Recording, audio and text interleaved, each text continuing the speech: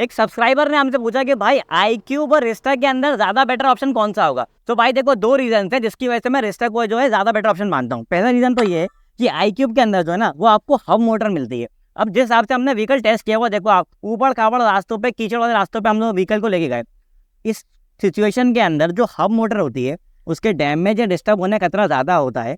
और यहाँ पे जो है अनस्प्रंग मास होता है, क्योंकि यहाँ पे जो सस्पेंशन होता है उसके नीचे जो होता है वो मोटर लगी होती है। तो ये एक नेगेटिव चीज़ है। लॉन्ग टर्म के अंदर हब मोटर जो है वो सक्सेस नहीं है। जबकि एथर रिस्टा के अंदर आपको जो मोटर मिलती है वो PMSA मोटर मिलती है, जो यहाँ पे लगी होती है और इसके अंदर ये बेल्ट के सारे टायर से कनेक्ट होती है। तो इसमें आप किसको कहीं भी ऊबड़ खाबड़ रास्तों पे लेके जा सकते हो, वहाँ पे कोई दिक्कत नहीं है। और इसमें जो अनस्प्रंग मास होता है वो भी कोई दिक्कत नहीं है, क्योंकि इसके अंदर जो मोटर है वो यहाँ पे लगी हुई है, जो सस्पेंशन के जैसे बगल में होती है। एथर के अंदर आपको पता है मोनो सस्पेंशन आता है, जो एक बेटर राइड स्टेबिलिटी प्रोवाइड करता है। दूसरी जो बड़ी चीज़ है वो ये है कि भाई एथर रिस्टा की जो सीट है वो अच्छी खासी बड़ी सीट है। यहाँ पे दो लोग आसानी से बैठ सकते हैं और आसानी से सामान भी जाएगा। जबकि iQube के अंदर जो सीट दी गई है वो एक इसके मुकाबले थोड़ी छोटी सीट है।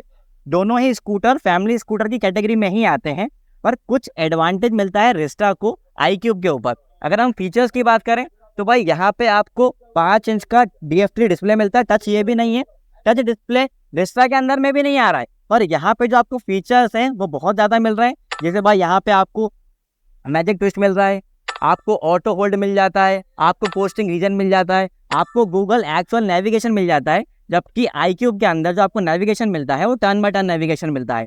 तो ये 3 बड़ी चीज़ों की वजह से। और सबसे बड़ी चीज़ बूट स्पेस की हम बात कर लेते हैं। तो भाई बूट स्पेस, मैं आपको इसका बूट स्पेस दिखा देता हूँ iQube का। iQube के अंदर जो बूट स्पेस है वो थोड़ा छोटा 32 लीटर का बूट स्पेस है। जबकि रिस्टा के अंदर जो बूट स्पेस है भाई वो 34 लीटर का बूट स्पेस है। ये देखो आप, अच्छा खासा बड़ा बूट स्पेस दिया हुआ है। और एक और एडवांटेज अब तो एथर ने ये भी दे दिया है कि भाई आप जो सामान रखते हो उसके बाद आप पूरा सामान आप यहाँ पे कैरी कर सकते हैं। तो भाई ये कोई 3 या 4 एडवांटेज की वजह से मेरा जो सजेशन है वो रिस्टा के ऊपर ज़्यादा रहेगा। एक भाई ने बहुत काम की चीज़ पूछी है कि भाई इसके अंदर आग तो नहीं लगेगी। तो देखो भाई, एथर के व्हीकल में जहाँ तक मैं जानता हूँ ना 6 साल हो चुके हैं एथर को मार्केट में आए हुए, अभी तक एक भी बार चलाते हुए या चार्ज करते टाइम इसके अंदर आग नहीं लगी है। सिर्फ 2 केस जो हैं, जहाँ तक मेरी नज़र है वहाँ पे ये केस आए थे 2 केस।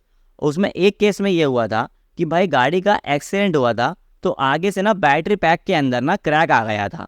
तो जब इसको वो सर्विस सेंटर ले गए थे, वहाँ पे वॉश करते टाइम में इसके अंदर पानी चला गया था, तो उसकी वजह से आग लगी थी।